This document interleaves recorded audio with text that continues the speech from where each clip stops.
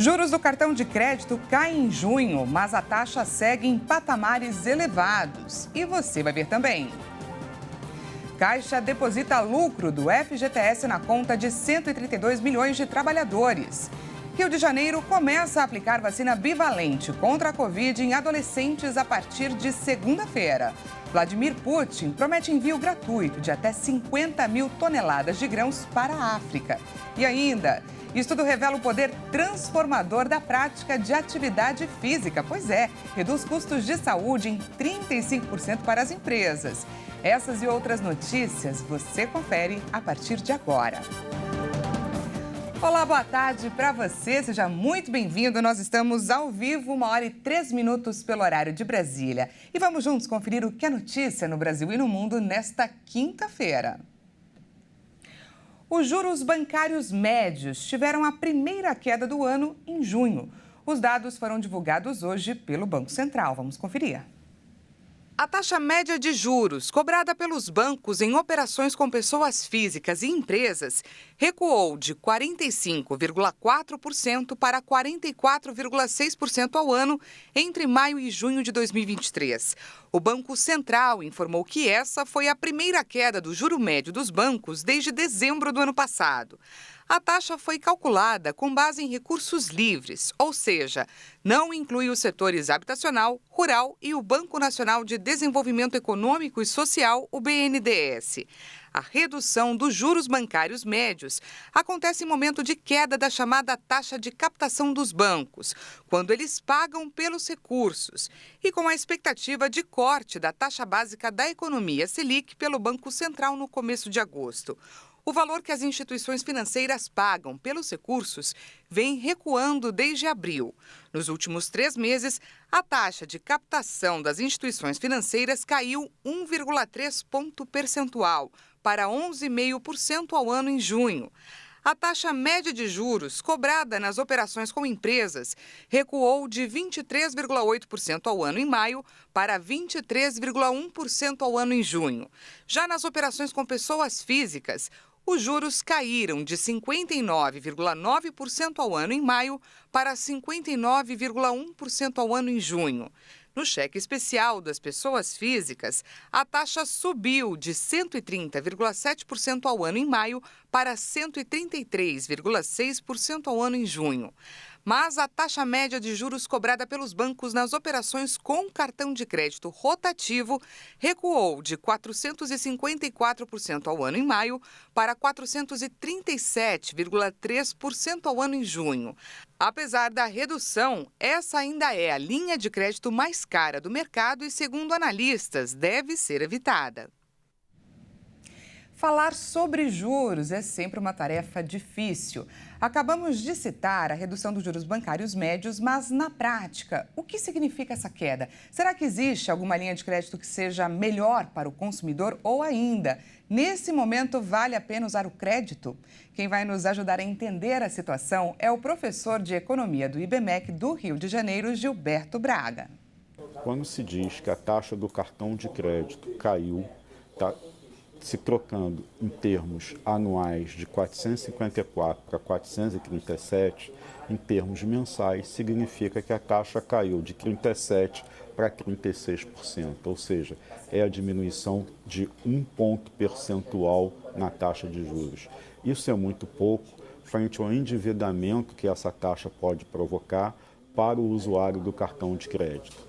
É a maneira mais fácil, mais rápida de se endividar e também de se perder o controle, que tem as taxas mais elevadas de todo o mercado financeiro.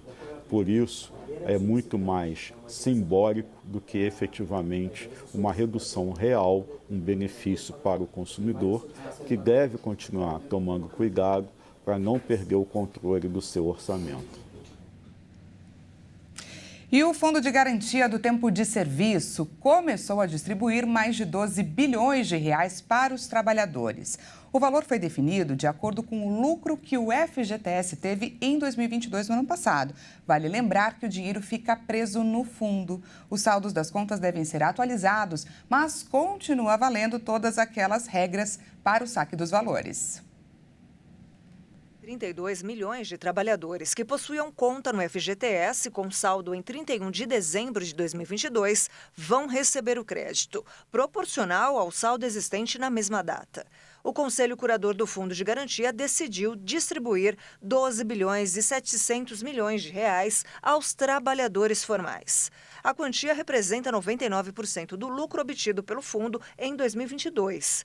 O montante a ser distribuído esse ano é menor do que foi repassado em 2022, quando foram distribuídos 13 bilhões e 200 milhões de reais. O índice de distribuição é de 0,02461511, ou seja, para saber quanto vai receber, o trabalhador precisa multiplicar o saldo da conta vinculada no fim de 2022 pelo índice de distribuição. Por exemplo, uma conta que tinha na época R$10 mil vai ter um lucro creditado de R$ 246.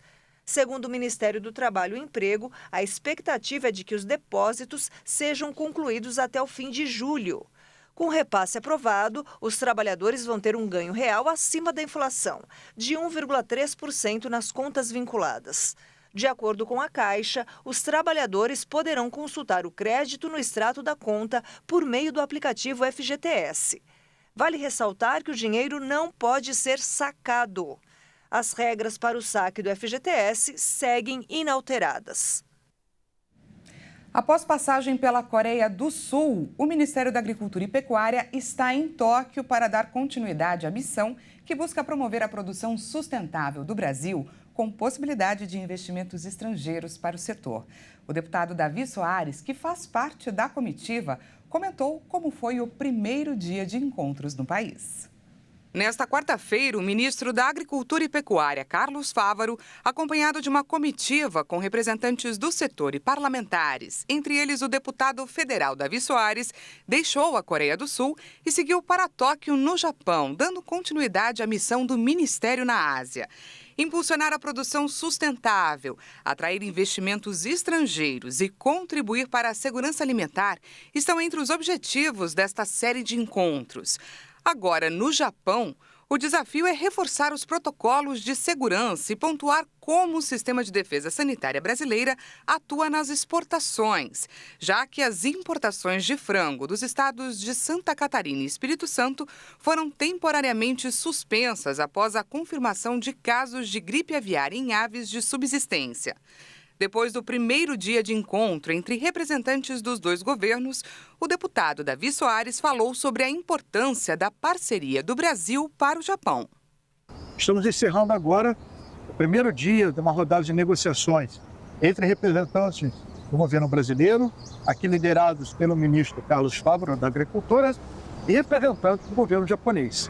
Na pauta está a tão desejada liberação pelo governo japonês das exportações de carne suína, carne bovina, frango, ovos para o mercado japonês.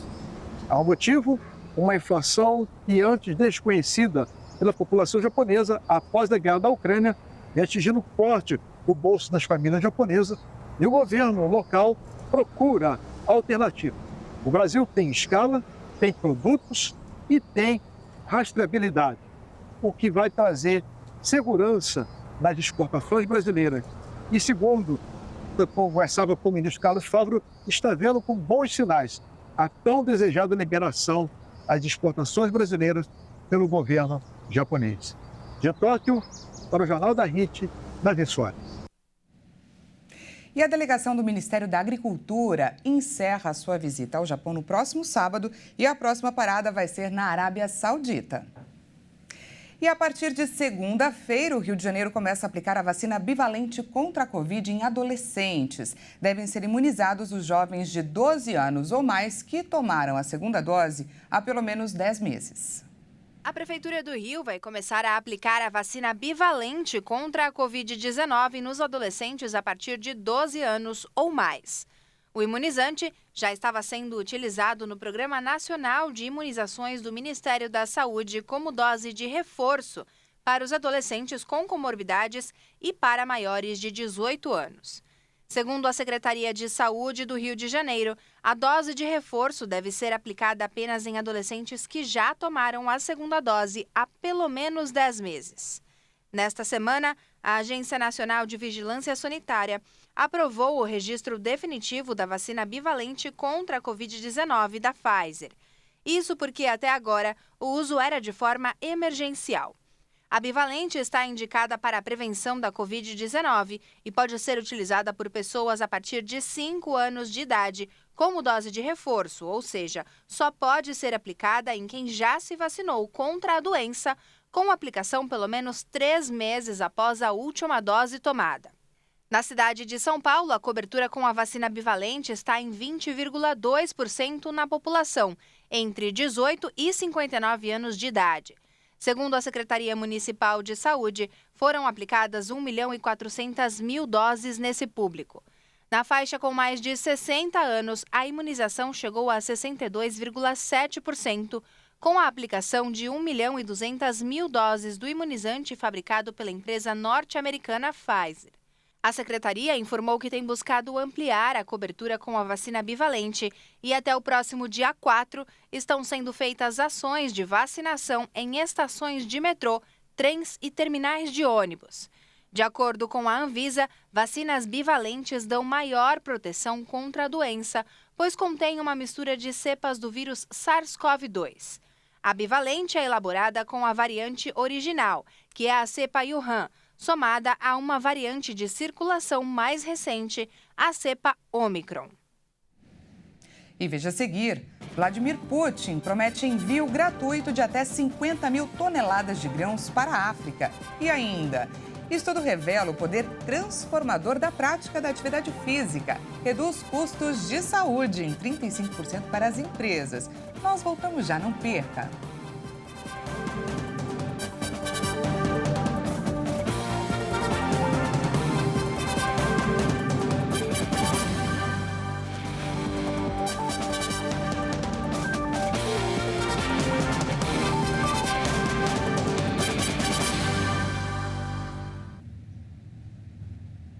Seja bem-vindo mais uma vez, nós estamos de volta e ao vivo, 1h16 pelo horário de Brasília. Voltamos com os destaques internacionais. Na abertura da cúpula Rússia-África em São Petersburgo, nesta quinta-feira, o presidente russo Vladimir Putin prometeu enviar grãos para 6 países africanos. O anúncio vem depois do fim do acordo para exportação de cereais ucranianos. Nos próximos meses, seremos capazes de garantir envios gratuitos de entre 25 e 50 mil toneladas de grãos para Burkina Faso, Zimbábue, Mali, Somália, República Centro-Africana e Eritreia. Isolado na cena internacional desde o lançamento da ofensiva militar na Ucrânia em 2022, Putin conta com o apoio de várias nações africanas. O discurso do líder russo foi focado no abandono por parte de Moscou de um acordo que permitia que Kiev exportasse cereais pelo Mar Negro, apesar do bloqueio russo aos portos ucranianos. Em um ano, o pacto permitiu tirar dos portos quase 33 milhões de toneladas de grãos, que contribuíram para a estabilização dos preços mundiais dos alimentos e para evitar os perigos de uma escassez em larga escala. Cientistas apontaram e a ONU confirmou que julho é o mês mais quente já registrado no mundo. O secretário-geral Antônio Guterres alertou que a era do aquecimento global acabou e agora entramos na era da ebulição global. Segundo o secretário-geral das Nações Unidas, Antônio Guterres, a mudança climática é aterrorizante. E é apenas o começo e acrescentou que ainda é possível limitar o aumento da temperatura global a 1,5 graus Celsius e evitar o pior da mudança climática, mas apenas se houver uma ação climática drástica e imediata. De acordo com uma pesquisa da Universidade de Leipzig, na Alemanha, foi descoberto que julho de 2023 quebrará recordes de calor, com a temperatura global média deste mês projetada em cerca de 1,5 graus Celsius, acima da média pré-industrial. E agora a gente volta a falar aqui do Brasil, porque é fato que o turismo abre muitas portas com diversos serviços em diferentes áreas, como hotéis, empresas de viagens, transporte. E nesse primeiro semestre, Santa Catarina registrou a abertura de mais de 12 mil empresas do ramo. A marca superou o índice alcançado no período pré-pandemia. Em 2019, foram mais de 10.500, um crescimento aí de 16%. Mas quem traz para a gente mais informações é a nossa repórter de Criciúma, Michele Veiga. Pois é, Dani, o estado de Santa Catarina por si só investe bastante no turismo e tem a sua relação com o verão, né, principalmente. Mas também o inverno atrai bastante turistas, principalmente para a área da Serra Catarinense, na expectativa sempre, claro, de ver a neve. Mas os números vão se confirmando no estado, um número positivo de criação de novas empresas do ramo. Segundo a Secretaria do Turismo do Estado, divulgou os números que 16% a mais de empresas foram criadas. Isso significa um número maior do que o período pré-pandemia. Ao todo, 12.302 empresas abriram as suas portas aqui no estado nesses primeiros 6 meses do ano. Um número muito importante para a área. De acordo com o secretário da pasta, Eduardo Neiva, isso se deve muito ao trabalho do governo do estado e também do incentivo ao turismo. Vamos ouvir. Nós já estamos reposicionando o estado de Santa Catarina como produto, mostrando Santa Catarina como um todo. Não apenas uma parte de Santa Catarina, mas o estado todo e suas particularidades. E a Secretaria de Turismo vem fazendo isso, junto com as demais secretarias, e teremos muitos bons resultados no futuro para que o turismo de Santa Catarina cresça ainda mais na relevância do PIB do estado. Tá, e, portanto, o secretário Eduardo Neiva do Turismo aqui de Santa Catarina, Florianópolis, Joinville, São José, Itajaí e Palhoça foram as cidades que mais criaram empresas nesse ramo. Lembrando que as que mais abriram as portas foram as microempresas, somando quase 9 mil delas. E essas empresas, Dani, são de vários ramos, não só de transportes de passageiros, né, ou então de hotelaria, mas sim julgam-se aí dentro desses números empresas que recebem crianças, têm atrativos turísticos, empresas de deslocamento de turistas que fazem aí passeios guiados, enfim, outros serviços que estão nesse meio. Um número importante para o estado, já visando, claro, também a temporada de verão e o crescimento aqui dos valores e dos números em Santa Catarina. De Santa Catarina, Criciúma, para a Hit TV, repórter Michele Veiga. Uma boa tarde para vocês. Números importantes para o estado e para o país também. Muito obrigada, Michele, pelas informações. E olha só, um estudo elaborado pela maior plataforma de bem-estar corporativo do mundo revela que o desempenho das empresas e a saúde dos funcionários estão ali diretamente ligados. O levantamento mostra que os benefícios em qualidade de vida oferecem retorno direto sobre o investimento, além de aumentar o engajamento, a retenção da mão de obra e também a produtividade. A reportagem é do Leonardo Félix. Você sabia que incentivar a prática de atividades físicas, até mesmo de baixo impacto, apenas 5 vezes por mês, faz bem não somente aos funcionários, mas principalmente às finanças das empresas? Tal medida gera uma redução de 35% nos custos de saúde das companhias. Nada mal, não é verdade? E no levantamento realizado pela maior plataforma de bem-estar corporativo do mundo, foram ouvidos mais de 2.000 líderes globais de recursos humanos. Os benefícios para as empresas e funcionários são muitos. Para se ter ideia, 90% das corporações que medem os resultados dos programas de bem-estar veem um retorno positivo dos investimentos. O cofundador da plataforma e vice-presidente de parceria, João Barbosa, explica o estudo. A ideia do Gympass qual é? É promover esses programas de qualidade de vida que vão desde atividade física, atividades com psicólogo, programas de nutrição, mudança de hábito, tudo relacionado a bem-estar. A gente conseguiu consolidar tudo isso para poder demonstrar com todos os números, toda a metodologia que sim, programas de qualidade de vida são um investimento e geram um grande retorno para as empresas. A pesquisa foi aplicada em 9 países, incluindo Brasil, Estados Unidos e Reino Unido. Outros dados do estudo também chamam a atenção. As empresas observaram que os programas de bem-estar são muito ou extremamente importantes para a satisfação, retenção e aquisição de talentos. No Brasil, os gestores são ainda mais otimistas com os impactos dos programas de bem-estar nas organizações. 97% das empresas brasileiras já registram resultados positivos.